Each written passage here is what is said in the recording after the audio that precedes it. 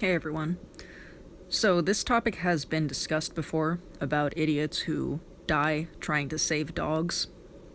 And we all know in this space that that is a very idiotic course of action to take for a worthless dog when you can just go to the store and buy another one. I don't like how this is portrayed as heroic or that it is a good deed because this gets people killed. This type of mentality and this glorification of dying while trying to save a worthless mutt is very harmful. And I know some people might say that these people are stupid dog nuts, they deserve to die anyways. And while that may not necessarily be untrue, I don't find that to be a very helpful statement. And the reason why is because it affects children, too. Like this little toddler who went inside of a burning house to save a worthless puppy. This toddler is dead now because of the message that has been put out that dogs are just as valuable as human family members and that you should risk your lives for dogs. But it turns into a situation like this where a child is dead because of that brainwashing. So we're gonna go over 10 idiots who died while trying to save a mutt's life. Studies have shown that some people would actually choose to save a dog's life over the life of a fellow human being. I don't think that they should just leave it at that because that is a mental illness. That's not something that's normal and you just accept it. That's mental illness. These people have no value for human life, and they have no place to be in society if they're willing to let a human being die in favor of saving a dog, but try not to add too much commentary to this. Brain scans have proven that people love their dogs like their own children, again, a symptom of mental illness. So it only makes sense that people have gone out of their way to save a dog's life from danger. But life can be unfair, and sometimes no good deed goes unpunished. Well, good thing there was no good deed in anything that these people did. Here are 10 stories of idiots who died while trying to save a mutt, but it happens far more often than anyone might imagine. Number 10. David Allen Kerwin. It was summer of 1981 in Yellowstone National Park. David Allen Kerwin and his friend Ronald Ratliff were two men in their 20s visiting the park together. Roland's large dog, a Great Dane named Little Piece of Shit, was with them. The men parked near the Celestine pool. To the naked eye, it looks like a bright blue and refreshing swimming pool. In reality, it is a hot spring that is over 93 degrees Celsius, 200 degrees Fahrenheit. Little Piece of Shit got excited, ran out of the truck off-leash, and jumped into the hot spring like a fucking idiot. He immediately started yelping in pain. Ronald hesitated to jump in after his mutt, but David ran toward the water. A bystander tried to save his life by shouting, "Don't go in there." David replied, "Like hell I won't." David dove into the hot spring head first. He tried to save Little Piece of Shit, but the water began to boil David alive. Notice how it's not even his dog that he's trying to rescue. These people are so, even in the 80s, people were very brainwashed. Roland was able to step into the water to pull David out, which burned Roland's feet. When David was pulled from the hot spring, all the skin was falling off his body. His eyes were completely white, and he had gone blind. He had third-degree burns on 100% of his body. They took him to the hospital, but he died the next day. And to think, this wouldn't happen to anybody that's anti-dog. People that are anti-dog or dog haters, they wouldn't do stuff like this, and they would still be alive. So, congrats to this person for winning the Darwin Award. Was it worth it? Valerie Lynn Evans, number 9. Wildfires destroyed thousands of California homes and buildings in October 2017. A 75-year-old woman named Valerie Lynn Evans lived on her property in Santa Rosa. Her neighbors affectionately called her the Horse Lady because she owned horses, goats, and dogs. I'm sure that went well for the horses and goats. Everybody in the neighborhood heard the news of the oncoming wildfires, and they could see the flames and smoke coming towards them in the distance. Most people in the neighborhood evacuated immediately, including Valerie's family members. But Valerie was determined to save the things she loved from her home, when she could have just gone to the store and bought some new ones. She loaded her vintage book collection on the horses and walked them to the horse trailer. As they were leaving, one of Valerie's neighbors pulled over and asked if she needed any help. "We got this," she told them. Sure you did. One of her last tasks was to make sure that her dogs were in the car before she left. Unfortunately, Valerie had far less time than she had anticipated. The flames engulfed her and the animals. When the neighbors returned to examine their properties, they could see the loose pages of Valerie's books floating in the wind. So not only did she die trying to save these mutts, the dogs died too. All of the animals died. So it's just not worth it to risk your life for an animal. If it was for a human, a little more understandable, because humans are infinitely more valuable than animals are. Sorry, dogs. Clifford Lee Staley. I'm gonna scroll down because I don't want to look at that mutt. In October 2017, 49-year-old Clifford Lee Staley was walking his bulldog and Shiba Inu along a busy road in Hagerstown, Maryland. This was not the typical place for people to walk their dogs. Someone who lived nearby thought it was very strange. They called 911 and claimed that Stanley had knocked on their door and was prowling the property. They suspected that he might be attempting to burglarize the area, so the police responded to the call. One of Clifford's mutts, the Shiba Inu, stepped into the street, off-leash probably. A minivan hit the dog, and its body landed in the middle of the street. A local police deputy had just arrived and witnessed what happened. He got out of his vehicle so that he could try to help. He told Clifford to stay out of the street and give the officer some time to grab some supplies. Clifford didn't listen. He ran towards his injured mutt like a fucking idiot. The police officer shouted at him to get out of the street, but it was too late. Clifford was hit by another vehicle, and both he and the dog were killed. The bulldog was taken to the Humane Society of Washington County. They should have just eaten it. So again, both the dogs and the person died. It's just not worth it. Donald Langford. Donald Langford was very close friends with his neighbors. They would work on cars together and played card and board games while drinking together until late at night. So Donald felt a close bond with his neighbor's mutt, an Italian mastiff named Molly, the murder mutt.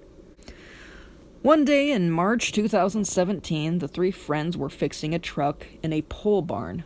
Molly the murder mutt was sleeping somewhere nearby. Sparks from electrical wire mixed with gasoline and started a fire in the barn. The three men ran out and called 911. Then Donald remembered that Molly the murder mutt was still inside. He ran into the burning barn like an idiot and found Molly the murder mutt. The only trouble was that the flames had grown so large that there was no way they could get out. The friends attempted to get Donald out, but they ended up going to the hospital for smoke inhalation. When the firefighters arrived and put out the flames, they found Donald holding Molly the murder mutt, where they had died together, probably with his penis inside of the mutt's vagina. So again, the dogs died, and the people trying to save the dogs died. Number 6. Jacqueline Watts.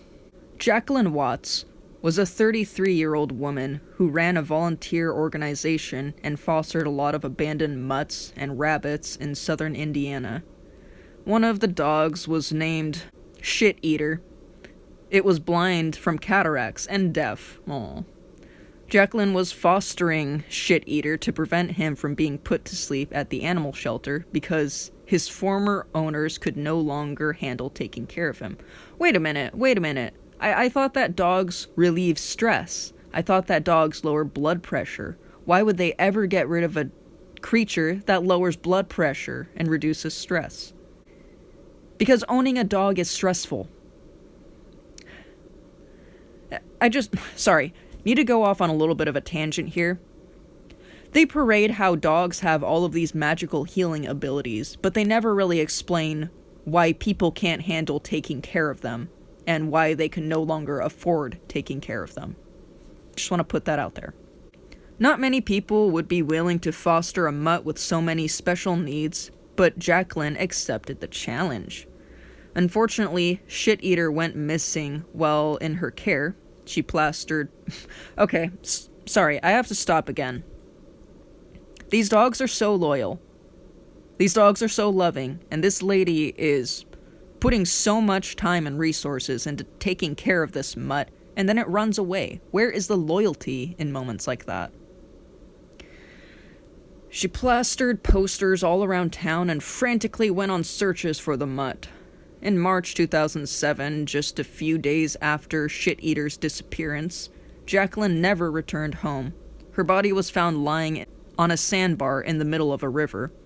Her car was parked nearby. The keys were still in the ignition, and the engine was idling as if she had expected to get back in her car right away. Her family and friends knew that she had left her home to search for the mutt, so they could only assume that she spotted Shit Eater and was attempting to save it when she died. Scott Wolf. Ooh, got a nice murder mutt there. Scott Wolf was 61 years old and his life was falling apart. Just a year after his wife died, he became homeless. All he had left was his mutt, a pit bull named Mutilator. Scott was a proud man, so he didn't tell his adult son Jacob about becoming homeless. Scott probably hoped that he could find a new job and get out of the rut on his own. For several months, he would go through a routine of begging for money. He took the donations to a local family-owned restaurant in Jacksonville, Florida, so that he and little Mutilator could buy something to eat. If you're homeless and you have a dog, why don't you just eat the dog? You're hungry, you don't have a home, you have no roof over your head. Why waste your money on a dog? I mean, unless you're planning on fattening it up so you can eat it later, but if you're homeless and you have a dog, just eat the dog. Near a restaurant, there is a bridge overpass for a train. Many homeless men chose to sleep under bridges because it provides shelter and is generally hidden from the public eye. On November 13th, 2017, Scott's dog, Mutilator, heard the oncoming train.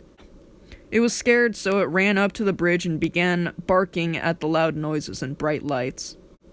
Doesn't make any sense. No, that's just mindless aggression. Desperate to save his best friend, that's pathetic to call your dog your best friend, Scott climbed onto the tracks like a fucking idiot and tried to get it down. They were both struck by the train. According to Jacob, he had a great relationship with his father. If Jacob had only known that Scott was homeless, he would have given his dad a place to stay. But he didn't. He decided to become a dog nutter and was killed as a result of being a dog nutter. So dogs don't even need to be mauling people in order to kill them, because people will risk their lives for them in this way. Rebecca Hasty. On November 2017, 62-year-old dog nutter Rebecca Hasty was taking a walk in Columbus, Georgia, when she heard the sound of a moaning dog. Someone had hit the pup, and it was lying on the side of the road. She stayed with the mutt, trying to do whatever she could to save its life. Why? Why save its life? It's just a dog. Two other people saw what was happening, so they pulled their cars over and turned on their emergency flashing lights. One of the cars was parked on the shoulder. For whatever reason, the second pedestrian decided to park their 1992 Dodge Dakota truck in the middle of the street instead of off the shoulder. The truck also had its flashing lights on. It was dark outside because it was almost 7:30 p.m.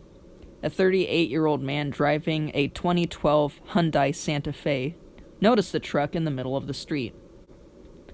The truck was blocking the view of the three people, the mutt, and the second car on the shoulder.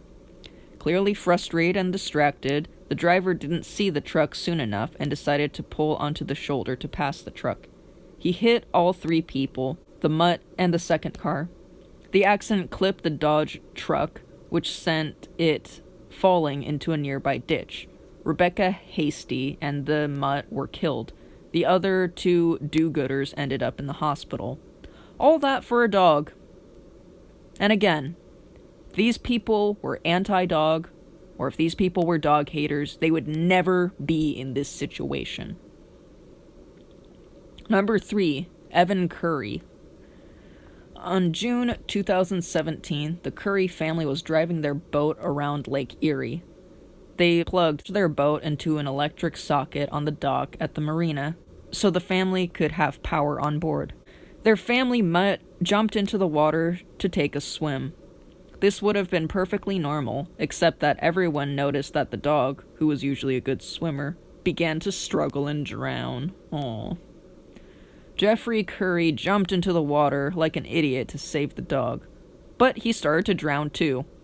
Rather than question why this was happening, Jeffrey's 19-year-old son, Evan, and his brother jumped into the water to save their dad and their dog. You can't do both. You gotta choose one or the other. You can't save your dog and then save your dad. You have to either save your dog or save your dad. I would choose to save my dad, but fuck me. Now 3 men and 1 dog were all drowning. Mrs. Curry was the only one who realized what was happening. They were all getting electrocuted. She quickly unplugged the boat from the power. Jeffrey and his 1 son made it out alive, but Evan was so determined to save the dog that they both drowned. If he had gone out with them and didn't try to save the dog, he would still be alive. Nick Warren. Wellington Parade in Kingsdown is a small shore off the coast of Kent, England. A 57-year-old man named Nick Warren was walking his 6-month-old black Labrador puppy during a storm in late 2015. One eyewitness, Norman Kirkland, was walking his Mutt at the same time. He said that the puppy wasn't wearing his leash because Nick was trying to play fetch. However, Nick didn't have a real ball on hand, so he pretended to throw something, just so the puppy would run around and get some exercise. Since the Mutt couldn't see where the ball went, it decided it must have landed in the water and jumped off a 1.8 meter, 6-foot ledge into the sea. The water's condition was choppy from the storm. Nick asked Norman if they could tie their 3 dogs' leashes together into a rope so that he could lower himself down to the dog. Unfortunately, the leashes couldn't handle his weight and snapped. Norman called for help, and the crew on a lifeboat had to go out to rescue Nick from the freezing water. He was taken to a nearby hospital. Unfortunately, neither Nick nor his Mutt survived. So, another futile attempt to save a dog that results in the death of both the rescuer and the Mutt. Valentine's Day is the day to celebrate those you love. For Lucas, that included his wife and his 3 dogs. They were all going on a walk together alongside the California Aqueduct, which supplies drinking water to towns throughout the state. The aqueduct is paved with concrete and leads to an artificial river of fast-moving water. While swimming is not allowed, many people enjoy fishing off the edge. One of Lucas's Mutts started to walk down the concrete, probably off-leash. Terrified the Mutt might drown, Lucas went toward the water to reach for the pup. But Lucas lost his balance and fell into the water. The dog scampered up the pavement on its own, totally unharmed. Lucas was swept away by the swift waters of the aqueduct. After 15 minutes, he was rescued by nearby emergency personnel. Unfortunately, it was too late. Lucas was pronounced dead on February 14th, 2017. So if there's anything that you can take away from these 10 stories, is that it's unnecessarily dangerous to be a dog lover. Because you risk either getting mauled when you're trying to rub on the Mutt or kiss it on its ugly face. Or, if you're brainwashed to this point, people are going to pressure you to risk your lives to save a Mutt, and make you feel guilty if you don't. This wouldn't happen to any of these people if they were anti-dog. If they hated dogs, they would never be in this situation.